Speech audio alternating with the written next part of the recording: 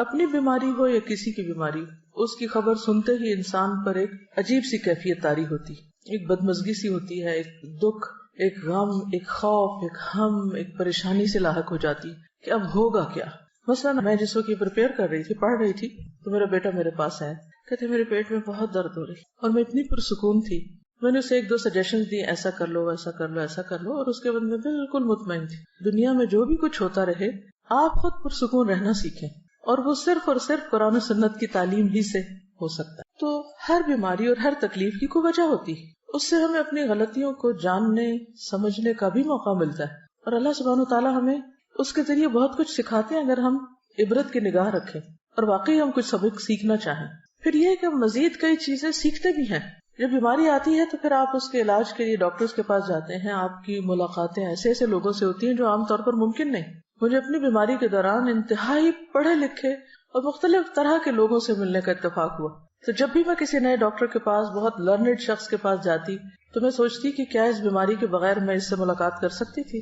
نہیں کر سکتی تھی. اس سے سیکھ سکتی تھی جو اس نے مجھے 1-on-1 بیس پر بہت سی باتیں سکھائی ہیں، نہیں سیکھ سکتی تھی. تو اس میں بھی خیر ہے، تکلیفیں تو آتی جاتی رہتی، لیکن ہر چیز کا انسان اگر مثبت پہلو سامنے رکھے تو وہی لمحے انسان کے لیے خوشگوار بھی بن جاتے ہیں. مثلا آپ کے دانت میں تکلیف ہے اور آپ 1 گھنٹے بھر کے لیے ڈینٹسٹ کے کلینک میں سٹک ہو گئے ہیں، اور اس وقت جو مشینیں آپ کے اتنے دل کے قریب چلتی ہیں اور جو آپ سب کچھ دیکھتے ہیں، اس سے دل بھی دھڑکتا ہے، خوف بھی آتا ہے، اور موت کتنی شدت کے ساتھ اور اپنی بے بسی کتنی اچھی طرح انسان کو معلوم ہو جاتی. پھر اپنی غلطیاں ایک ایک کر کے یاد آتی ہیں کہ کیا کھانا چاہیے تھا، کیا نہیں کھانا چاہیے تھا، کیسے دانت صاف کرنے چاہیے تھے، کہاں ہم سے کوتاہی ہوئی. اور پھر یہ ہے کہ مرنے کے بعد اور آخرت میں، اور انسان وہاں ایسا غور و فکر کرتا ہے کہ جو آپ اپنی مصروف روزمرہ کی زندگی میں کر ہی نہیں سکتے، کسی صورت میں نہیں کر سکتے. اسی طرح جب آپ مختلف کلینکس پہ جاتے ہیں تو بعض اوقات آپ ورسٹ کیسز دیکھتے ہیں. گھر میں رہ کے تو آپ بھی بیمار بنے ہوئے، لیکن باہر جاتے ہیں آپ دیکھتے ہیں کہ ہم سے زیادہ کس کس تکلیف اور مصیبت میں لوگ، تو اپنی تکلیف کم لگتی ہے اور شکر ادا ہوتا ہے. یعنی پھر انسان تکلیف پر شکر ادا کرنا سیکھتا ہے. اسی طرح لامتناہی فوائد ہیں، اگر آپ ان فوائد پہ غور کرنا چاہیں اور آپ ان کو جاننا چاہیں. ان سب پر غور کا فائدہ یہ ہوگا کہ آپ کے اندر ایک عجیب اطمینان اور ایک شکر کی کیفیت پیدا ہوگی اور آپ پرسکون ہو جائیں گے. آپ نے دیکھا ہوگا ایک شخص فوت ہوتا ہے تو دوسرا اس کے فوت ہونے کی خبر سن کے ہارٹ اٹیک میں فوت ہو جاتا ہے. ایسی خبریں بھی آپ نے پڑھی ہوں گی. تو چھوٹے چھوٹے غم اور تکلیفیں جو انسان پہ آتی رہتی ہیں، یہ انسان کو مضبوط بھی کرتی ہیں اور بڑی خبریں سننے کا ایک حوصلہ بھی پیدا کرتی ہیں. اور ایک نبأ عظیم بڑی خبر تو ہے ہی ہم سب کے سامنے، وہ تو مرے ہوئے کو بھی اٹھا کے کھڑا کر دے گی. وہ کون سی؟ عما یتساءلون عن النبأ العظیم. کس چیز کے بارے میں آپس میں ایک دوسرے سے باتیں کر رہے ہیں اور ڈسکشنز کر رہے ہیں؟ اس بڑی خبر کے بارے میں. الذی ہم فیہ مختلفون، جس میں ان کی آراء مختلف ہیں، ان کے اپنے بھی ڈس ایگریمنٹس ہیں. ریالٹی کو جھٹلا کے یہ نہیں کہ یہ اتفاق کر گئے. کلا سیعلمون ثم کلا سیعلمون، ہرگز نہیں، عنقریب یہ جان لیں گے کہ حقیقت کیا تھی، پھر ہرگز نہیں، ضرور یہ جان لیں گے، انہیں چل جائے گا پتا کہ اصل حقیقت کیا تھی. تو ہم سب بھی جتنا اس دن کو بلائیں، جتنا بھی ڈینائی کریں، لیکن بہت جلد ہم میں سے ہر ایک کو اس کی اصل حقیقت پتہ چل جائے گی. چھوٹی چھوٹی بیماریاں دراصل اس بڑی بیماری کی تیاری کا ایک حصہ بھی ہو سکتی. تو بہرحال بیماری انسان کے گناہوں کو بھی دور کرتی ہے، اللہ کی رضا کا بھی سبب بنتی ہے، کیونکہ منافق کو نہیں پتا ہوتا بیماری کیوں آئی اور کیوں چلی گئی، لیکن مومن جو ہے اس کے لیے بیماری میں بہت سارے سبق ہوتے ہیں. اور پھر اگر کسی کی بیماری کی خبر آپ سنتے ہیں، کسی عزیز پیارے کی، تو پھر آپ کے دل میں اگر ایک تڑپ اٹھتی کہ میں اس کے لیے کچھ کر سکوں، اس کی عادت کا آپ کے دل میں جذبہ آتا ہے، اس عادت پر کتنا زیادہ اجر ہے. اس کے بارے میں ایک حدیث آپ کے سامنے رکھوں گی. ابو اشعث کہتے ہیں کہ وہ دوپہر کے وقت مسجد دمشق کی جانب روانہ ہوئے. جامع دمشق بہت مشہور مسجد ہے، یعنی شام سیریا میں دمشق کے اندر ہی بہت بڑی، یعنی سینٹرل ماسک، اور یہ اس وقت سے ہے. راستے میں حضرت شداد بن اوس رضی اللہ عنہ سے ملاقات ہو گئی. صحابی ہیں، تو گویا دور صحابہ میں وہ مسجد آباد ہو چکی تھی. ان کے ساتھ سنابحی بھی تھے، نام ہے. میں نے پوچھا کہ اللہ تعالیٰ آپ پر رحم فرمائے، کہاں کا ارادہ ہے، کہاں جا رہے ہیں؟ انہوں نے فرمایا کہ یہاں ایک بھائی بیمار ہے، اس کی عیادت کے لیے جا رہے ہیں. چنانچہ میں بھی ان کے ساتھ چل پڑا. اچھا آپ جا رہے ہیں تو میں بھی ثواب کو معلوم. جب وہ دونوں اس کے پاس پہنچے تو اس سے پوچھا کہ کیا حال ہے. اس نے بتایا کہ میں نے اچھے حال میں صبح کی ہے. قال اصبحت بنعمت، ہیں بیمار لیکن کیا کہہ رہے ہیں؟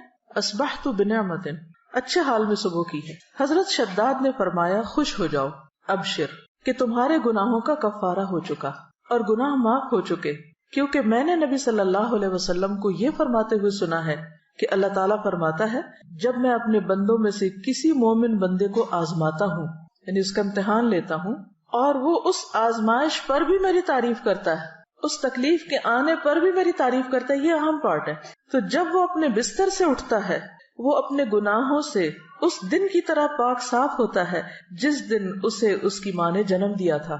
اور اللہ تعالیٰ فرماتا ہے وَيَقُولُ الرَّبُّ عَزَّ وَجَلَّ أَنَا قَيَّدتُ عَبْدِي، میں نے اپنے بندے کو قید کیا۔ آپ سٹک ہو جاتے ہیں نا، قید ہو جاتے ہیں، کچھ کر نہیں پاتے، اٹھ نہیں سکتے، میں نے اپنے بندے کو قید کیا۔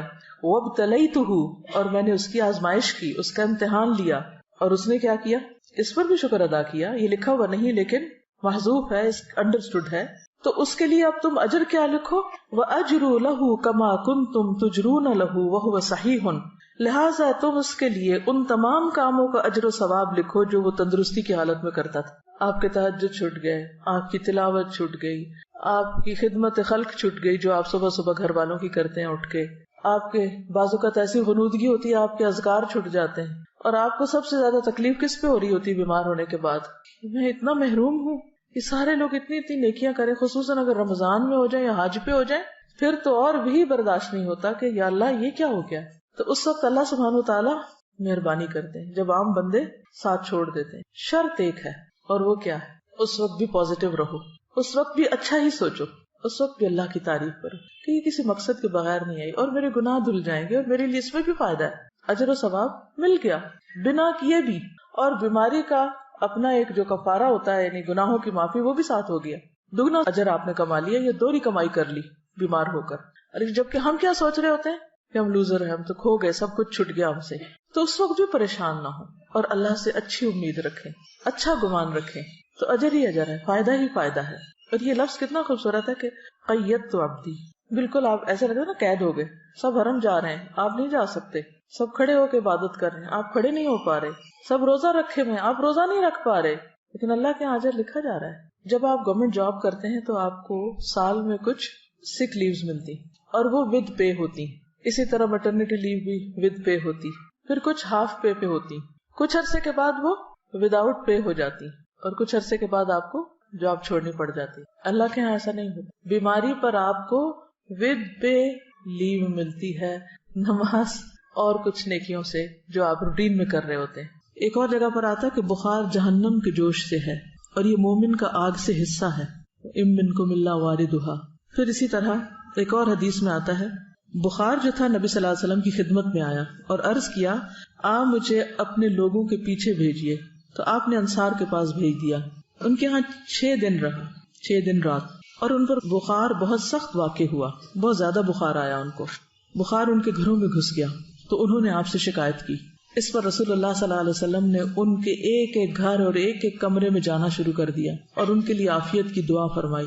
آپ صلی اللہ علیہ وسلم جب لوٹ رہے تھے تو ایک عورت آپ کے پیچھے آئی، اس نے عرض کیا قسم اس ذات کی جس نے آپ کو حق کے ساتھ مبعوث کیا ہے، میں انصار میں سے ہوں، میرے والد بھی انصار میں سے ہیں، جیسے آپ نے انصار کے لیے دعا کی ہے میرے لیے بھی کیجیے۔ آپ نے فرمایا کیا چاہتی؟ اگر چاہو تو میں تمہارے لیے دعا کروں کہ تم بخار سے محفوظ رہو، چاہو تو برداشت کر لو اور تمہیں جنت ملے گی۔ اس نے کہا میں صبر کروں گی اور جنت کو خطرے میں نہ ڈالوں گی۔ تو کچھ لوگ ایسے ہوتے ہیں کہ جو بیماری کو بہت صبر کے ساتھ اور اجر کی نیت سے برداشت کر جاتے۔ اس کا مطلب نہیں کہ انسان بیماری میں دعا نہ مانگے یا کسی کو دعا کے لیے نہ کہہ سکتا ہے، لیکن یہ یاد رکھے کہ اگر جتنا عرصہ اس کے لیے بیماری ہے یا بیماری میں مبتلا ہے وہ اس کے لیے اجر کا ذریعہ بن رہی ہے۔ نبی صلی اللہ علیہ وسلم نے فرمایا خوش ہو جاؤ، مومن کے مرض کو اللہ تعالیٰ کفارہ اور اپنی رضا کا سبب بنا دیتے ہیں، اور فاجر نافرمان گناہگار اس کا مرض ایسا ہے جیسے اونٹ کہ اس کے مالک نے اسے باندھ دیا اور اس کے بعد چھوڑ دیا، اسے نہیں خبر کیوں باندھا اور اسے نہیں پتا کیوں چھوڑا، بخار کیوں آیا اور کیوں گیا۔ وہ حدیث بھی یاد رکھیے کہ رسول اللہ صلی اللہ علیہ وسلم ام صائب کے ہاں تشریف لائے۔ آپ نے فرمایا اے ام صائب تجھے کیا ہوا، تم کانپ رہی ہو، جیسے ملیریا ہوتا نا۔ اس نے عرض کیا بخار ہے، اللہ اس میں برکت نہ کرے۔ آپ نے فرمایا بخار کو برا نہ کہو، کیونکہ بخار بنی آدم کے گناہوں کو اس طرح دور کرتا ہے جس طرح بھٹی لوہے کے میل کچیل کو دور کر دیتی ہے۔ عبداللہ کہتے ہیں کہ میں رسول اللہ صلی اللہ علیہ وسلم کی خدمت میں حاضر ہوا. آپ اس وقت تیز بخار میں تھے. میں نے عرض کیا یا رسول اللہ آپ کو تیز بخار ہے؟ فرمایا ہاں مجھے تم میں سے 2 آدمیوں کے برابر بخار ہے. آپ کی بیماری عام لوگوں کے مقابلے میں دگنی ہوتی تھی کیونکہ آپ کے لیے اجر بھی زیادہ تھا. میں نے عرض کیا کہ اس سبب سے آپ کو دوہرا اجر ملے گا؟ فرمایا یہی بات ہے. جس مسلمان کو کانٹا چبھنے کی یا اس سے زیادہ کوئی تکلیف پہنچتی ہے اللہ تعالیٰ اس کے ذریعے اس کے گناہوں کو اس طرح دور کر دیتا ہے جس طرح درختوں سے پتے خزاں کے موسم میں. بخار مانگنا نہیں ہے لیکن آ جائے تو پریشان نہیں ہونا, گھبرانا نہیں, برا بلا نہیں کہنا. اور آپ کو پتا ہے کہ اس میں کئی بیماریوں سے شفا بھی ہے. جب بخار ہوتا ہے نا تو دراصل ہمارے اندر کے گندے مادے جو ہوتے ہیں وہ جل رہے ہوتے ہیں, وہ ایک کلینزنگ کا عمل ہوتا ہے. اور عام طور پر یکایک شدید قسم کی ڈوز دے کر اس کو ٹھنڈا کر دیا جاتا ہے. جو گال بلیڈر میں وہ سٹونز بنتے ہیں, ایک حکیم صاحب نے مجھے بتایا تھا کہ وہ جب بخار کے ذریعے کچھ مادے اکٹھے ہو رہے ہوتے ہیں کچھ آرگنز میں, جب ایک دم آپ ٹھنڈا کرتے ہیں تو وہی مادے سٹون بن جاتے ہیں اور پھر وہ مزید بیماریوں کا سبب بنتے ہیں. ایک اور حدیث ہے حضرت ابو سعید خدری رضی اللہ عنہ سے مروی ہے کہ ایک آدمی نے نبی صلی اللہ علیہ وسلم سے پوچھا کہ ہمیں جو بیماریاں لگتی ہیں یہ بتائیے کہ ان پر ہمارے لیے کیا ہے. نبی صلی اللہ علیہ وسلم نے فرمایا یہ بیماریاں گناہوں کا کفارہ بن جاتی ہیں. ہم سب گناہ کرتے ہیں جانے انجانے, بعض چیزوں کا تو ہمیں پتہ ہی نہیں کہ ہم غلط بھی کر رہے ہیں کیونکہ علم ہی نہیں ہوتا کہ یہ غلط ہے. کچھ عرصے بعد پتہ چلتا ہے تو توبہ استغفار شروع کرتے ہیں. یہ کیسی جہالت ہے, پتہ ہی نہیں تھا کہ یہ نہ کرنے والا کام ہے. بہرحال حضرت ابی بن کعب رضی اللہ عنہ نے عرض کیا اگرچہ بیماری چھوٹی ہی ہو, چھوٹی سی بیماری ہے کوئی, تب بھی؟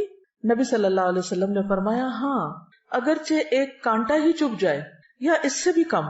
یہ سن کر حضرت ابی بن کعب رضی اللہ عنہ نے اپنے متعلق یہ دعا کی کہ موت تک ان سے کبھی بھی بخار جدا نہ ہو. کیا دعا کی؟ کہ مجھے ہر روز بخار ہو. اور یہ کون ہے دعا کرنے والے؟ ابی بن کعب, عالم صحابی ہیں, کاتب وحی ہیں, لیکن وہ ایسا بخار ہو کہ حج اور عمرہ, جہاد فی سبیل اللہ اور فرض نماز با جماعت میں رکاوٹ نہ بنے. میرے یہ کام نہ چھوٹے, ویسے بے شک بخار چڑھا رہے. چنانچہ اس کے بعد انہیں جو شخص بھی ہاتھ لگاتا ان کا جسم تپتا ہوا ہی محسوس ہوتا حتیٰ کہ ان کا انتقال ہو گیا. وہ لوگ اپنے قول کے پکے تھے. ہم لوگ ایک وقت میں ایک بات کرتے ہیں یا اللہ ایسا ہو جائے, اور جب وہ ہو جاتا ہے تو پھر ہم سب گھبرا اٹھتے پر کہتے ہیں یا اللہ ایسا کیوں ہوا اور ایسا نہ ہو. تو اس لیے جو بھی دعا مانگے سوچ سمجھ کے مانگے اس چیز کو جسے آپ نبھا سکیں. لیکن عافیت کی دعا بہرحال اللہ تعالیٰ کو بہت محبوب ہے. اپنے لیے عافیت ہی مانگے, مگر عافیت مانگنے کے باوجود بھی کچھ نہ کچھ تکلیف آ ہی جاتی ہے. اصل سبق جو سیکھنے کا ہے وہ یہ کہ جب تکلیف آ جائے تو اس وقت آپ کا رویہ کیا ہونا چاہیے. بیماری میں مومن کا رویہ, اصل چیز جو کاؤنٹ کرتی ہے وہ کیا ہے کہ ہم کسی بات یا کسی موقع پر کیسے ریئیکٹ کرتے ہیں. ہم کیا کرتے ہیں؟ لِيَبْلُوَكُمْ أَيُّكُمْ احسن عملا.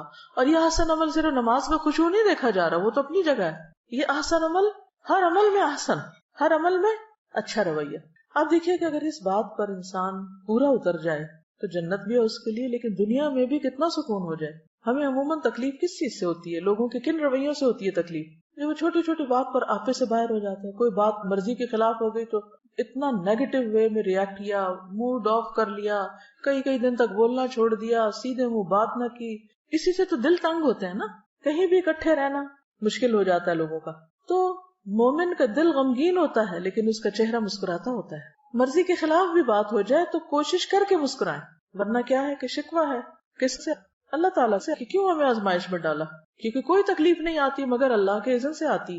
اس وقت ایک ایسے کردار کا مظاہرہ کریں کہ جو واقعی اللہ کا پسندیدہ کردار ہو, اور اس وقت بھی ڈائریکٹ آپ کا کنیکشن اپنے رب کے ساتھ ہو کہ میرے اللہ تو جانتا ہے نا کہ میں کس تکلیف سے گزر رہا ہوں, چاہے وہ جسمانی ہو یا روحانی ہو یا جذباتی ہو یا کچھ بھی ہو. بندوں کو سنانے کا فائدہ نہیں, وہ سمجھ ہی نہیں پاتے کہ مسئلہ کیا ہے. آپ ایڈوائس لے سکتے ہیں کسی سے, لیکن آپ لے کے دیکھیں مایوسی ہوں گے, کچھ بہت فائدہ نہیں ہوگا. تو بہتر کیا ہے, پرو ایکٹیو اپروچ اختیار کریں. مثلاً روٹین میں جیسے اب قرآن مجید آپ پڑھ رہے ہیں اس کے ساتھ ایک تعلق ہے, آپ نے دیکھا ہوگا ہر روز جواب آتا ہے کہ نہیں, جیسے جیسے حالات گزر رہے ہوتے ہیں ویسے ویسے آیات آ رہی ہوتی ہیں. یہ پرو ایکٹیو اپروچ ہے, مسائل سے نبٹنے کی ہے, ہدی للمتقین ہے, ہدایت ہے, گائیڈنس ہے آپ کے لیے. آپ کو روز کے مسئلوں کا حل پیش ہو رہا ہے. کوئی تک ہی نہیں بنتی کہ انسان پھر قرآن کو چھوڑ کے بیٹھ جائے. روٹین میں آپ اس کو پکڑے رکھیں. نبی صلی اللہ علیہ وسلم نے اپنے پیچھے کیا چھوڑا تھا جس کو پکڑ کے رکھنا ہے. ہم سب کے لیے بھی یہی کتاب ہے, اس کا ساتھ نہ چھوٹے. شفا ہی شفا ہے, مسائل کا حل ہی حل ہے. ایسا اعتدال آپ کی زندگی میں آئے گا, ایسی خوبصورتی آئے گی, ایسا حسن آئے گا کہ دنیا بھی پرسکون ہو جائے. کیونکہ غم اور پریشانی کا تعلق آپ کی اپنی ذات سے ہوتا ہے، وہ آپ کے اپنے اندر کا مسئلہ ہوتا ہے، باہر کا کام اندر کا زیادہ. اور دین ہمارا اسی اندر کے مسئلے، اسی بل کو نکالنے کی کوشش کرتا ہے، اور یہیں سے نکلتا ہے، کوئی نہیں نکال سکتا. اللہ سے بڑھ کے ہمیں کون سمجھتا ہے، ہماری نفسیات کون جانتا ہے؟ تو اللہ تعالیٰ اپنی کتاب میں ہمیں ہر چیز کے بارے میں بتاتے ہیں. پھر اس کے بعد سنت ہے، نبی صلی اللہ علیہ وسلم کی احادیث ہیں، اس سے بہت کچھ سیکھنے کو ملتا ہے. ایک اور حدیث ہے، حضرت ابو ہریرہ سے روایت ہے کہ رسول اللہ صلی اللہ علیہ وسلم نے فرمایا، اللہ تعالیٰ فرماتا ہے جب میں اپنے مومن بندے کو آزماتا ہوں اور وہ تیمارداری کرنے والوں کے سامنے میرا شکوہ نہیں کرتا، میری شکایت نہیں لگاتا، جو اس کا حال پوچھے، تو اس کو اپنی قید سے آزاد کر دیتا ہوں، بیماری سے شفا دے دیتا ہوں، اس کے پہلے گوشت کے عوض بہترین گوشت عطا کرتا ہوں، اس کے پہلے خون کے بدلے بہترین خون دیتا ہوں، اور وہ اثر نو عمل کرتا ہے. ہوتا ہے نا کہ جب بیمار ہوتا ہے انسان تو عبادات ہالٹ پہ آ جاتی ہیں، رک جاتی ہیں، ساری روٹین ڈسٹرب ہو جاتی ہے، کام چھوٹ جاتے ہیں، اور یوں لگتا ہے اب تو کبھی صحت ملنی کوئی نہیں، اب تو ہمیں اس کے ساتھ ہی جینا پڑے گا. لہذا نہ تو دوا کرتے ہیں، نہ ہی کوئی اور اپنا خیال کرتے ہیں، بس پھر ہر وقت ایک بسورا ہوا چہرہ اور ایک مریل شکل اور مریل چال کے ساتھ سب کو بیزار کرتے ہیں. اللہ پہ توکل کہاں گیا؟ تو یہ تو کبھی سوچے ہی نہ کہ ہم نے کبھی ریٹائر ہونا ہے. بیڈ پہ بھی پڑ گئے تو بھی کیا کرنا ہے؟ اگر دماغ کام کر رہا ہے نا، زبان کام کر رہی ہے، کان کام کر رہے ہیں، آنکھ کام کر رہی ہے، صرف اتنا حصہ کام کر رہا ہے، تب کے لیے بھی سوچ رہے. اللہ نہ کرے کہ کبھی ایسا ہو، لیکن کئی دفعہ ہو بھی جاتا ہے نا کچھ لوگوں کے ساتھ. تو بس زبان سے اللہ کا ذکر، نگاہوں سے غور و فکر، اور کانوں سے اچھی باتیں سننا، قرآن سنیں، اچھے لیکچر سنیں، کچھ بھی کریں. ہم سب یہ بھی کر سکتے ہیں کہ اپنی وصیت لکھ کے رکھ دیں، اپنے بچوں کو بتا دیں کہ خدا نہ خواستہ اگر مجھ پر کوئی ایسا وقت آئے تو میرے ساتھ کیا کیا جائے، کیا نہ کیا جائے. کیونکہ خدا نہ خواستہ زبان بند ہو جائے تو انسان کہہ بھی نہیں سکتا. ہاپکنس ویل چیئر پہ ہے، آنکھوں کے اشاروں سے میں نے سنا ہے کہ وہ کیسی کیسی تھیریز اس نے ایجاد کی. السلام علیکم. تھوڑے سے پہلے میں نے دیکھا تھا انٹرنیٹ پہ کہ وہ جو احمد دیدات جو اسکالر تھے بہت بڑے، جن سے موٹیویٹ ہو کے ڈاکٹر ذاکر نائک جیسے ماشاءاللہ بڑے اسکالر پیدا ہوئے، تو ان کا آخری وقت جب تھا تو وہ پیرالسس کے اٹیک میں تھے، اور ان کے صرف یہ جو فیس کا حصہ ہے، آنکھیں، یہ صرف موو ہو سکتی تھی، باقی جسم کا کوئی حصہ نہیں ہو سکتا تھا. اور کتنے دن وہ ہاسپٹل کے بیڈ پہ اس طرح رہے، اور آنکھوں کے اشارے سے اپنے جو اسسٹنٹس تھے ان کو کچھ لکھوا رہے تھے اور ان کو بتا رہے تھے کہ یہ کرو یہ کرو. اور میں دیکھ رہی تھی کہ یعنی ان کی آنکھوں سے بالکل ایسا نہیں لگ رہا تھا کہ ان کے اوپر اتنی بڑی بیماری جو ہے وہ طاری ہے، اور وہ یعنی پورے سوچ اور فہم کے ساتھ ان کو وہ انسٹرکشنز. تو کبھی بھی مایوسی اور شیطان کو پاس نہ پٹکنے دیں کہ آپ کچھ کریں نہ، بس بیکاری نہیں آنے دینی اپنے پاس، حالات کچھ بھی ہوں. دیکھیں اگر انسان نیت کر لیتا تو اللہ پورا کرا دیتا ہے نا. کچھ سچویشنز کو آپ اوائڈ نہیں کر سکتے، آپ کی زندگی کے ساتھ بند گئی ہیں، آپ کی تقدیر کا حصہ ہے. تو پھر بھی دیکھا یہ جائے گا کہ آپ نے ان حالات میں رہ کے کیا کیا. ٹھیک ہے، تو بہرحال بیماری کا شکوہ نہیں کرنا، واویلا نہیں کرنا، دوسروں کو بیزار نہیں کرنا، اس کو اپنے اوپر طاری نہیں کر لینا. تو انشاءاللہ آپ دیکھیں کہ ایک تو اس کی انٹینسٹی کم ہوگی، دوسرے یہ کہ آپ کے آس پاس کے لوگ آپ کے پاس رہنا چاہیں گے، بھاگیں گے نہیں آپ سے. ورنہ ہوتا ہی ہے نا کہ جو بندہ تنگ کر مارے تو سب ادھر ادھر ہو جاتے ہیں. پھر یہ ہے کہ آپ کچھ پروڈکٹیو پازیٹیو کام میں اپنی انرجی لگائیں، کیونکہ رونے کے لیے بھی انرجی چاہیے ہوتی ہے نا، اور چیخنے کے لیے بھی، اور غصے کے لیے بھی، اور سب اوٹ پٹانگ حرکتوں کے لیے انرجی چاہیے ہوتی. جب آپ کی ساری انرجی وہاں لگ جاتی ہے تو پھر جب اچھا کام کرنے کا وقت آتا ہے پھر آپ تھک کے سو جاتے ہیں. اپنی ساری انرجی کو چینلائز کرنا ہے، پازیٹیو وے میں یوز کرنا ہے. پھر ایک اور حدیث ہے، حضرت ابو امامہ سے روایت ہے کہ نبی صلی اللہ علیہ وسلم نے فرمایا، جس بندے کو بھی بیماری سے پچھاڑ دیا گیا، پیرالائز ہو گیا کسی بھی طرح، یا پڑ گیا ہے بیڈ پہ، تو اللہ تعالیٰ اسے جب بیماری سے اٹھاتا ہے تو وہ پاک ہوتا ہے، یعنی اس کے گناہوں کا کفارہ ہو چکا ہوتا ہے. پھر آپ دیکھیے ایک اور حدیث ہے، نبی صلی اللہ علیہ وسلم جب مدینہ تشریف لے گئے تو مدینہ کی زمین جو تھی وہ وبائی زمین تھی. پورے عرب میں سب سے زیادہ وبائیں جو تھی وہ مدینہ میں ہوتی تھی، ارض الوبا تھی. جب صحابہ وہاں پر گئے تو بیمار پڑ گئے، ایک ایک کو بخار، اور حضرت ابو بکر کی حالت یہ ہو گئی تھی کہ ان کو لگتا تھا کہ جیسے بس اب دنیا سے رخصت ہونے والے ہیں، اتنے شدید بیمار ہو گئے تھے وہ بھی. حضرت بلال کے بارے میں آتا ہے اور بھی صحابہ. تو نبی صلی اللہ علیہ وسلم نے اس موقع پر کیا کیا تھا؟ نبی صلی اللہ علیہ وسلم نے مدینہ کے لیے برکت کی دعا کی اور کہا کہ یہاں کے بخار کو جوفہ کی طرف لے جائے، یعنی کہ غیر آباد علاقے کی طرف وہاں چلا جائے، یہاں نہ ہو. تو اس کے بعد مدینہ وباؤں سے خالی ہو گیا. عن عائشہ رضی اللہ عنہا قالت لما قدم رسول اللہ صلی اللہ علیہ وسلم المدینہ بعث ابو بکر وبلال فكان ابو بکر اذا اخذته الحمى يقول كل امرئ مصبح في اهله والموت ادنى من شراك نعله وكان بلال اذا اقلع عنه الحمى يرفع عقيرته يقول الا ليت شعري هل ابيتن ليلة بواد وحولي اذخر وجليل وهل اردن يوما مياه مجنة وهل يبدون لي شامة وطفيل قال اللهم لعن شيبة بن ربيعة وعتبة بن ربيعة وأمية بن خلف كما أخرجونا من أرضنا إلى أرض الوباء ثم قال رسول الله صلى الله عليه وسلم اللهم حبب إلينا المدينة كحبنا مكة أو أشد اللهم بارك لنا في ساعنا وفي مدنا وصححها لنا وانقل حماها إلى الجحفة قالت وقدمنا المدينة وهي أوبأ أرض الله قالت فكان بطحان يجري نجلا تعني ماء آجنا. بخاری. حضرت عائشہ فرماتی ہیں جب اللہ کے رسول صلی اللہ علیہ وسلم مدینہ تشریف لائے تو ابو بکر صدیق رضی اللہ تعالیٰ عنہ اور حضرت بلال رضی اللہ تعالیٰ عنہ کو بخار آ گیا. پھر ابو بکر کو جب بخار چڑھتا تو وہ یہ شعر پڑھتے گھر میں اپنے صبح کرتا ہے ہر ایک فرد بشر، یعنی ہر شخص اپنے گھر میں صبح کرتا ہے اور موت اس کی جوتی کے تسمے سے بھی نزدیک تر ہوتی ہے. یعنی وہ اپنے آپ کو کیا سمجھتے کہ اب موت میرے بہت قریب ہے. یعنی کہ یہ پڑھنے کا مطلب کیا تھا کہ اب میں نہیں بچتا. کبھی آپ کے ساتھ ایسا ہوا کہ آپ کو بخار ہو یا کوئی بیماری لگے اور آپ سوچیں کہ اب تو میں مر ہی جاؤں؟ یہ بہت ایک نیچرل سی فیلنگ ہے، ہر شخص اس کیفیت سے گزرتا ہے، کچھ زیادہ کچھ کم، لیکن یہ خیال صحت کی حالت میں کم آتا ہے اور بیماری کی حالت میں زیادہ آتا ہے. تو حضرت ابوبکر نے بھی اپنے انہی جذبات کا اظہار کیا کہ ہر شخص اپنے گھر میں صبح کرتا ہے اور موت اس کی جوتی کے تسمے سے زیادہ قریب ہوتی ہے. اور بلال کا بخار جب اتر جاتا تو وہ رو کر بلند آواز سے یہ پڑھتے. یوں لگتا ہے کہ جیسے کوئی ملیریا کی قسم کا بخار تھا کہ چڑھتا ہے اور اترتا ہے، تو رو کر بلند آواز سے یہ شعر پڑھتے کاش پھر مکہ کی وادی میں رہوں، کیونکہ ہجرت کر کے مدینہ آئے تھے. کاش پھر مکہ کی وادی میں رہوں ایک رات، سب طرف اگے ہوئے ہوں وہاں جلیل اذخر نبات. اذخر ایک گھاس ہوتا ہے جس میں خوشبو ہوتی ہے اور وہ اپنے مردوں کو دفن کرتے ہوئے ان کے ساتھ بھی رکھتے تھے، اور جلیل بھی اسی طرح گھاس کی قسم ہے. اور پیو پانی میں جنہ کا جو ہے آب حیات. یہ مکہ سے چند میل کے فاصلے پر مر الزہران کے قریب ایک مقام ہے، اسے سوق حجر بھی کہتے ہیں، وہاں پر یہ پانی تھا. یعنی وہاں کا پانی ہوتا ہے نا، کچھ چشمے مشہور ہو جاتے ہیں اچھے پانی. کاش پھر دیکھوں میں شامہ اور طفیل. یہ مکہ سے 30 میل کے فاصلے پہ 2 پہاڑ ہیں، تو ان کا ذکر.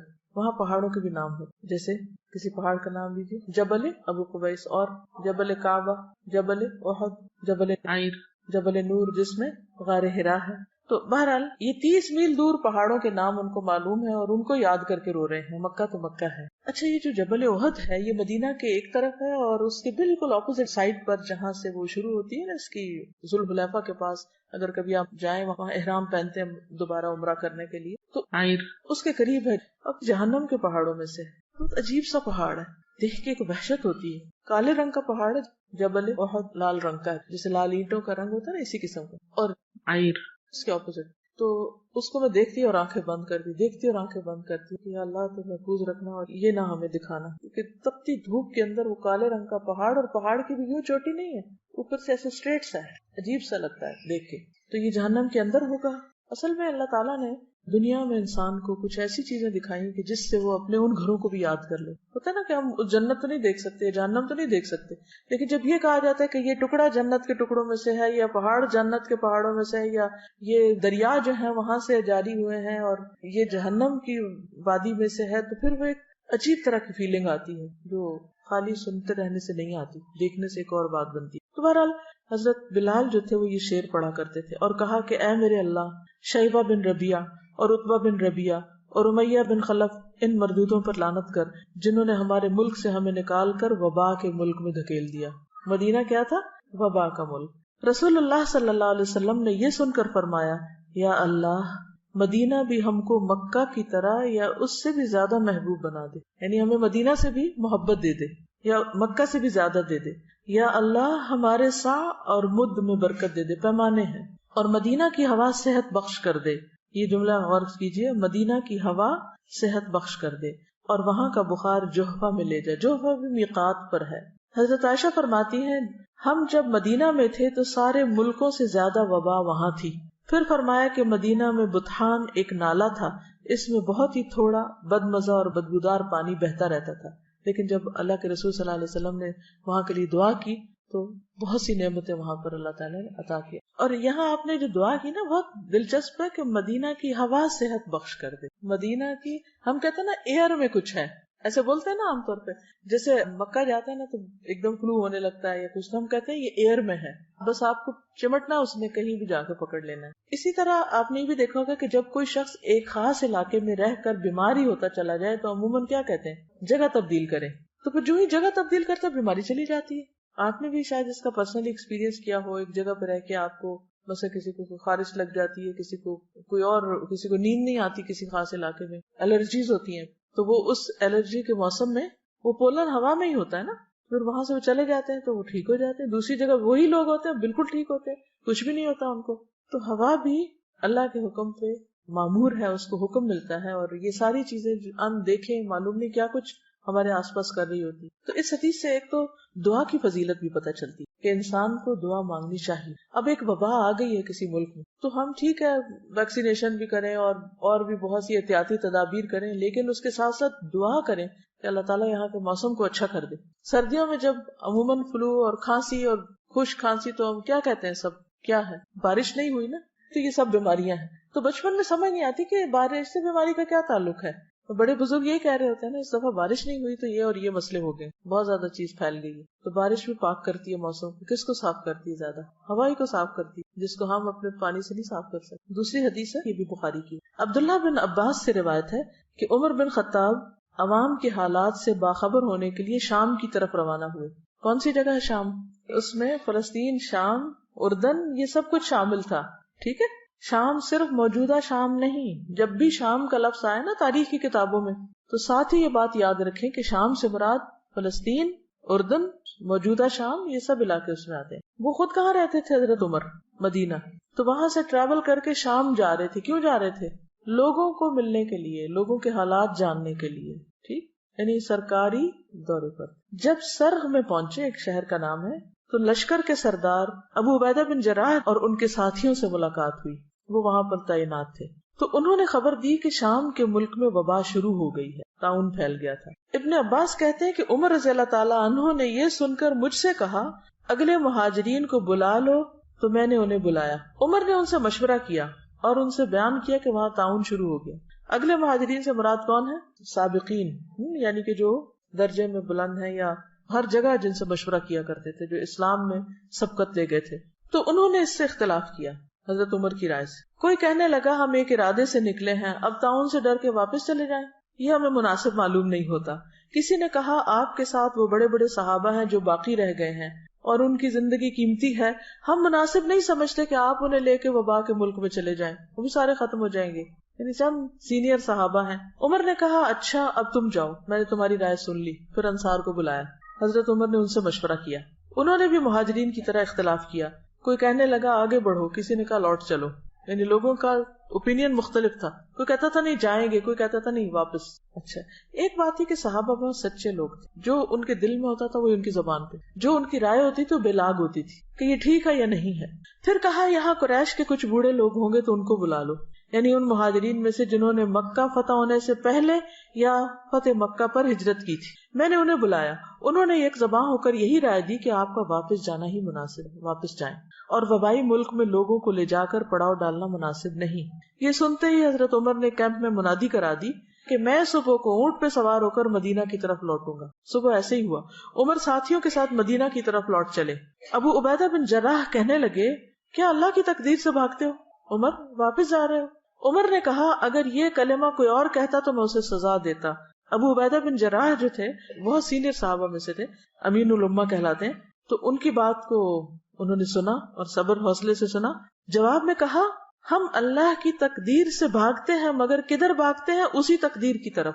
ابو عبیدہ یہ تو بتاؤ اگر تمہارے پاس اونٹ ہو اور تم ایک نالے پر پہنچو جس کے دونوں کناروں میں ایک کنارہ تو سرسبز ہو اور دوسرا سوکھا خشک، اور تم سرسبز کنارے میں اونٹ چراؤ تو یہ اللہ کی تقدیر سے ہوگا، اور اگر خشک کنارے میں چراؤ تب بھی اللہ کی تقدیر سے ہوگا.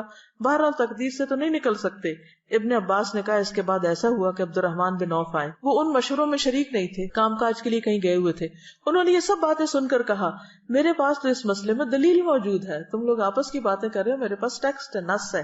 میں نے رسول اللہ صلی اللہ علیہ وسلم سے سنا. اس کی عربی بتا دیتی ہوں. اذا سمعتم به بأرض فلا تقدموا عليه واذا وقع بأرض وانتم بها فلا تخرجوا فرارا منه قال فحمد الله عمر ثم انصرف. مطلب کیا ہے کہ حضور صلی اللہ علیہ وسلم نے کیا فرمایا, وہ دلیل کیا تھی؟ آپ فرماتے تھے جب تم سنو کسی ملک میں وبا پھیلی ہوئی ہے تو وہاں نہ جاؤ, اور اگر اس ملک میں پھیلے جہاں تم ہو تو وہاں سے بھاگ کے مت جاؤ. یہ سن کر عمر اللہ کا شکر بجا لائے کہ ان کی رائے حدیث کے مطابق تھی, اور وہ مدینہ کو شر صدر کے ساتھ واپس لوٹ گئے. اس سے کیا باتیں پتہ چلتی کہ جہاں وبا پھیلی بھی ہو وہاں نہیں جانا چاہیے, اور اگر وہاں رہتے ہیں آپ تو وہاں سے بھاگ کر کہیں اور نہیں جانا چاہیے. وہ کیوں؟ وائرس دوسری جگہ منتقل ہو جائے گا. تو اس سے کیا پتہ چلتا ہے کہ ایسے مواقع پر احتیاطی تدابیر کرنا دین کے عین مطابق ہے, خلاف نہیں ہے. ٹھیک ہے, اپنے آپ کو ہلاکت کی جگہ سے بچانا, نقصان سے بچانا, اپنی جان کا دفاع کرنا, اپنے جسم بدن صحت کا دفاع کرنا, یہ بھی دین کا حصہ ہے. اس میں مجھے جو بہت زیادہ بات فیسینیٹ کی حضرت عمر کی شخصیت کے اوپر ہے کہ نکلے ہیں, مسئلہ پیش آیا ہے, خود سے ہی نہیں فیصلہ کر لیا. کیا کیا؟ سب سے اکٹھا نہیں کیا, ایک سے کیا, دوسرے سے کیا, کیونکہ اگر بہت بڑا گروپ ہو مشورہ دینے والا تو وہ پھر صرف بحث مباحثہ شروع ہو جاتا ہے. تو انہوں نے مہاجرین سے الگ کیا اور انصار سے الگ کیا, پھر ان میں سے بھی جو سلیکٹڈ لوگ تھے ان سے پھر الگ کیا, پھر اس سب کے بعد جو سن کے ان کی رائے بنی اس پر عمل کیا, اور پھر عبد الرحمن بن عوف نے جب حدیث سنائی تو اس پر شکر ادا کیا. ایک اور بات پتہ چلتی ہے کہ صحابہ جو تھے اللہ کے رسول صلی اللہ علیہ وسلم کی بات آنے کے بعد کوئی اختلاف نہیں کرتے. اب وہ جو کہہ رہے تھے کہ نہیں چلو چلو آگے ہی چلو, انہوں نے جب سنا کہ نبی صلی اللہ علیہ وسلم نے یہ فرمایا تو پھر کوئی نہیں ملتا کہ حضرت عمر کو کسی نے برا بلا کہا ہو یا کسی اور کو. ورنہ تو ہمارے یہاں کیا ہوتا ہے, اگر کسی نے کوئی ایسا فیصلہ کر لیا تو ساری زندگی اس کو تانے دیے جاتے ہیں کہ تم نے کیا کیا, تم بزدل فلاں موقع پہ بھاگ گئے تھے. بعض اوقات سارے لوگ کچھ کہہ رہے تھے, ایک شخص کی رائے بڑی صائب ہوتی, تو یاد رکھیں کہ بعض اوقات کسی معمولی انسان کی رائے جو ہے وہ اتنی صائب ہوتی ہے کہ بڑے بڑے عقل مند پیچھے رہ جاتے. اس سے اللہ تعالیٰ یہ بھی دکھاتا ہے کہ تم عقل کل نہیں ہو, اور سارا علم تمہارے ہی پاس نہیں ہے, اور ساری سمجھ کے مالک صرف تم نہیں ہو, کوئی اور بھی ہو سکتا ہے. اس لیے بھی ضروری ہے کہ کوئی معمولی درجے کا شخص ہو یا کوئی بہت اعلیٰ, دونوں کو توجہ دی جائے. میں نے ایک روایت سنی تھی, مجھے نہیں معلوم اس کا کیا درجہ تھا کیا نہیں, بہت بہت چھوٹی تھی جب سے یہ بات سنی تھی کہ اگر آپ کسی شخص کی کنگھی استعمال کریں گے تو آپ اور اس کے درمیان اختلاف پڑ جائے گا. مجھے اس بات میں ایک حکمت نظر آئی, چاہے اس کی کوئی شرعی دلیل یا کوئی طبی دلیل نہ بھی ہو, لیکن بات یہ ہے کہ کنگھی ایک پرسنل یوز کی چیز ہے. بعض لوگوں تو گھر میں ایک کنگھا رکھا ہوتا ہے, برش, سارا گھرانہ اسی سے کر رہا ہوتا ہے. ایک آیا وہ شیشے کے آگے کھڑا ہو گیا, دوسرا آیا اسی نے یہ سب خوب لڑتے ہیں آپس میں. لڑائی کس لیے ہوتی ہے کہ اس میں ایک یہ حقیقت ضرور ہو سکتی ہے کہ ایک میلا چھوڑ گیا, ایک نے بال اس میں چھوڑ دیے, پھر وہ گما دی, اٹھائی یہاں سے رکھی کہاں, تو وہ پھر یہ چیزیں لڑائی کا سبب بن جاتی ہیں. اس میں کئی اور اسباب ہو سکتے, ضروری نہیں کہ وہ اس کے اندر کچھ گھس جاتا ہے جو لڑنے کے قابل بنا دیتا ہے بندے. پھر اسی طرح حضرت عقبہ بن عامر سے روایت ہے کہ نبی صلی اللہ علیہ وسلم نے فرمایا دن بھر کا کوئی عمل ایسا نہیں ہے جس پر مہر نہ لگائی جاتی ہو. یعنی وہ ایک طرح سے ریکارڈ ہو رہا ہے, سیو ہو رہا ہے ڈیٹا سارا. چنانچہ جب مسلمان بیمار ہوتا ہے تو فرشتے بارگاہ الہی میں عرض کرتے ہیں کہ پروردگار تو نے فلاں بندے کو روک دیا ہے, حبستہ, اسے قید کر دیا, اب وہ کچھ کر نہیں سکتا, دوڑ نہیں سکتا. اللہ تعالیٰ فرماتا ہے کہ اس کے تندرست ہونے تک جیسے اعمال وہ کرتا ہے ان کی مہر لگاتے جاؤ, یا یہ کہ وہ فوت ہو جائے. یعنی روٹین میں جو وہ کرتا تھا, بیمار ہو گیا تب بھی وہ مہر لگاتے جاؤ انہوں نے ایریاز میں. آپ کی ڈیلی ڈائری جو ہے اس پہ اسٹیمپ لگتی جاتی ہے. شرط کس بات کی کہ آپ ایک روٹین میں ریگولر کچھ نہ کچھ کرتے رہیں, تاکہ فرشتوں کو بھی پتا ہو کہ کون سے تھے وہ کام جو آپ نہیں کر پا رہے. اب ایک اور حدیث میں آتا ہے, رسول اللہ صلی اللہ علیہ وسلم نے فرمایا جب کوئی بندہ بیمار ہوتا ہے یا سفر میں جاتا ہے تو اس کے وہ تمام عمل لکھ دیے جاتے ہیں جو وہ حالت قیام اور زمانہ تندرستی میں کیا کرتا تھا. اور صبر کا اجر کہ قیامت کے دن جب آزمائش والوں کو ان کی مصیبتوں کا بدلہ دیا جائے گا تو اہل عافیت تمنا کریں گے کاش ان کی کھالیں دنیا میں کینچیوں سے کاٹ دی جاتی, تاکہ ایسا اجر ملتا ہے جو صبر کرنے والوں کو ملا ہے. اور پھر جو بیماری پر صبر کر جائے تو اس کے لیے جنت ہے. جیسے وہ ایک خاتون آپ کی خدمت میں حاضر ہوئی اور اس نے کہا کہ اللہ کے رسول صلی اللہ علیہ وسلم مرگی کا دورہ پڑتا ہے مجھے، تو آپ دعا کیجیے کہ میں ٹھیک ہو جاؤں. تو فرمایا کہ اگر تم چاہو تو میں کر دیتا ہوں، ورنہ اس کے بدلے تمہارے لیے جنت ہے. اس نے کہا کہ ٹھیک ہے، میں یہ نہیں کہتی مگر یہ کہ میرا پردہ جو کھل جاتا وہ نہ کھلے. تو آپ نے اس حصے کے لیے دعا کر دی. پھر اسی طرح جنت میں بھی درجات کی بلندی کا سبب ہے بیماری. محمد بن خالد اپنے دادا سے، جنہیں نبی کریم صلی اللہ علیہ وسلم کی صحبت کا شرف حاصل تھا، یعنی صحابی تھے، وہ نقل کرتے ہیں کہ ایک دن وہ اپنے کسی مسلمان بھائی سے ملاقات کے ارادے سے نکلے عیادت کے لیے. راستے میں ان کی بیماری کا پتہ چلا تو ان کے پاس پہنچ کر کہا کہ میں آپ کے پاس ملاقات کے لیے، عیادت کے لیے اور خوشخبری دینے کے لیے آیا ہوں. 3 کام: ملاقات، عیادت اور خوشخبری سنانے آیا. اس نے پوچھا یہ ساری چیزیں ایک جگہ کیسے جمع ہو گئی؟ انہوں نے جواب دیا کہ میں جس وقت نکلا تھا اس وقت آپ سے ملاقات کا ارادہ تھا، بس ملنے آ رہا تھا. راستے میں آپ کی بیماری کی خبر سنی تو عیادت کی نیت بھی کر لی. اور رہی خوشخبری تو وہ یہ ہے کہ میں نے نبی صلی اللہ علیہ وسلم کو یہ فرماتے ہوئے سنا ہے کہ جب اللہ کے ہاں کسی بندے کا مقام اور مرتبہ اس درجے سے آگے بڑھ جاتا ہے جہاں تک اس کا عمل نہیں پہنچتا، تو اللہ تعالیٰ اسے جسمانی، مالی یا اولاد کی طرف سے کسی آزمائش میں مبتلا کر دیتا ہے، پھر اسے اس پر صبر بھی عطا کر دیتا ہے، یہاں تک کہ وہ اس درجے تک جا پہنچتا ہے جو اس کے لیے طے ہو چکا ہوتا ہے. یعنی آپ ہر وقت جنت الفردوس مانگتے ہیں، روتے ہیں کہ یہ کرنا تھا کر نہیں پائے. یعنی کئی لوگوں کو لٹرلی روتے ہوئے دیکھا ہے جو واقعی سچے دل سے کہتے ہیں کہ ہمارا دل چاہتا ہے ہم یہ بھی کریں، یہ بھی کریں، یہ بھی کریں، لیکن ہم اسے ہو نہیں پا رہا. کبھی بچے چھوٹے ہیں، کبھی بیماری آ گئی ہے، کبھی کوئی اور وجہ بن گئی، عمل نہیں ہو پا رہا، کام کر نہیں پا رہے، کرنا چاہتے ہیں. اب عمل کے ساتھ تو اس درجے کو پا ہی نہیں سکتے کیونکہ وہ وقت نہیں ہے، موقع نہیں ہے، یا قابلیت نہیں یا صلاحیت نہیں. اب یہ گیپ ہے، ابھی کچھ قدم باقی ہیں، تو اللہ تعالیٰ کیا کرتے ہیں؟ کوئی آزمائش بھیج دیتے ہیں، بندہ اس پہ صبر کر جاتا ہے. اس آزمائش کی وجہ سے وہ فاسٹ لفٹ پہ بیٹھ کے اوپر چلا جاتا ہے. قرآن پڑھنے کا سب سے بڑا فائدہ یہ کہ انسان کی ہائی تھنکنگ ہو جاتی کہ میں اس درجے کو پہنچوں. اور اگر صحابہ کی زندگی آپ پڑھیں تو اور بھی اس کو مہمیز لگ جاتی، کیونکہ وہ بہت مختلف طرح سوچتے تھے. وہ کبھی کبھی اپنی ڈریمز شیئر کرتے تھے. ڈریم سے مراد اپنے جو آئندہ کے خواب کے، کیا کریں، کہاں پہنچیں، کیسی موت آئے، کہاں جائیں. تو حیرت ہوتی ہے کہ سوچتے بھی کیسے تھے، ہم کو تو سوچنا بھی نہیں آتا. کیونکہ جو لوگ خواب دیکھتے ہیں وہی منزل پہ پہنچتے ہیں، اور اللہ پہنچا دیتا ہے، کسی بھی طرح پہنچائے. تو جب ایک طریقے سے نہیں پہنچ پاتے تو اللہ تعالیٰ کو اور طریقہ بتا دیتا ہے، اس سے نہیں تو ایک اور اس سے نہیں تو کسی اور. بس اللہ کی رضا پہ راضی ہونا سیکھ جائیں. لیکن یہ سب ہوگا اگر آپ کی تھنکنگ پازیٹو ہوگی، ہوپ فل رہیں گے. جب مایوسی آنے لگے، کہیں میرے لیے ناممکن، اللہ کے لیے سب ممکن، وہ کر سکتا، وہ کرے گا. اس لیے بس مانگتے رہا کریں، سوچتے رہا کریں، آگے بڑھتے رہا کریں. آپ سمجھے کہ اللہ تعالیٰ نے کام کے ذریعے نہیں، بیماری کے ذریعے مجھے اوپر لے کے جانا ہے اگر میں نے صبر کیا. اب بے چینی چھوڑیں، اللہ کی رضا پہ راضی ہو جائیں. وہ دکھ تکلیف تو ہوگی مگر راضی، یا اللہ میں راضی. تو انشاءاللہ آپ دیکھیں گے کہ وہ جو اندر کا ایک سکون ہے وہ نہیں ڈسٹرب ہو، اسے برقرار رکھنا ہے. اچھا، اس کا مطلب یہ نہیں کہ کوئی بیماری آئے تو علاج ہی نہ کرے. علاج اور کوشش اور اس پر جو مال لگتا ہے یا ایفرٹ لگتی ہے وہ بھی اجر کا باعث ہے، کیونکہ اللہ نے کوئی بیماری نہیں اتاری جس کے لیے شفا نہ اتاری ہو. تو شفا کا حصول جو ہے اور اس کی کوشش جو ہے، وہ کوشش بھی باعث اجر اور اللہ کے حکم پر عمل کرنا ہے. دیکھیے دین کے سارے معاملات میں اصل چیز اطاعت ہے. کیوں نہیں ہے کہ اچھا ابھی تو کہا گیا تھا کہ اگر کوئی بیمار ہوگا تو اتنا اجر ہے، تبھی کہا جا رہا ہے دوائی لے لو، تو میں کیوں دوائی لوں؟ نہیں، یہ بھی اللہ ہی کا حکم ہے. وہ صبر بھی اللہ کا حکم تھا، وہ شکر بھی اس کا حکم تھا، یہ دوا کھانا بھی اللہ کا حکم ہے. ٹھیک ہے نا. پھر اسی طرح یہ ہے کہ دوا کے علاوہ دعا، انی مسنی الضر وانت ارحم الراحمین. ابراہیم علیہ السلام نے کہا تھا وَإِذَا مَرِضْتُ فَهُوَ يَشْفِينِ. اور اپنی زبان میں دعا. اب یہ نہیں کہ جو ابراہیم علیہ السلام نے کہا وہ ایوب علیہ السلام نے کہا، ہر ایک نے اپنی اپنی بات کی جو ان کے دل میں آئی. پھر اللہ نے غذائیں جیسی پیدا کی ہیں اس کو بھی. رسول اللہ صلی اللہ علیہ وسلم نے فرمایا بخار جہنم کی گرمی کا اثر ہوتا ہے، اس لیے آب زمزم سے ٹھنڈا کرو. لہٰذا بخار کے مریضوں کو اگر دوا کے طور پر آب زمزم پلائیں تو انشاءاللہ ان کو فائدہ ہوگا. ٹھیک ہے.